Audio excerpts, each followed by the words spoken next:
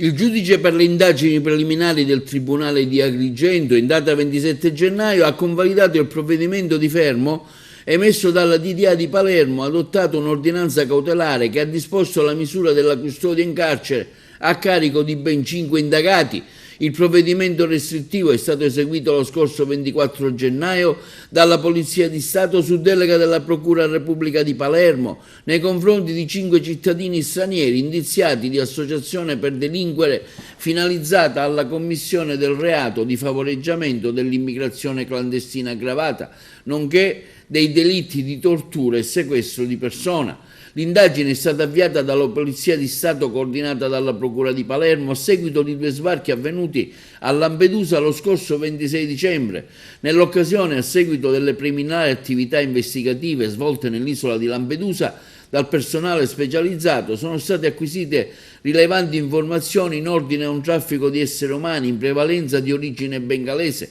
provenienti dalle coste libiche fino ai confini nazionali. In proposito, alcuni migranti avrebbero denunciato le violenze subite nella surf house libiche per tutto il tempo della loro permanenza all'interno del compound, fino a poco prima della partenza verso le coste siciliane. Dalle progressioni investigative si è appreso che le vittime della tratta, dopo aver versato nel loro paese di origine i soldi necessari per il loro trasferimento in Libia, venivano recluse all'interno dei citati centri fino al pagamento di un'ulteriore quota per il successivo trasbordo sul territorio nazionale. In questo contesto investigativo, in cui si è delineato un network criminale di natura internazionale, sono stati identificati 5 indagati, 3 bengalesi e 2 sudanesi, giunti a Lampedusa lo scorso 26 dicembre, insieme alle loro vittime ritenute responsabili di associazione per delinquere finalizzata alla tratta e al favoreggiamento dell'immigrazione clandestina,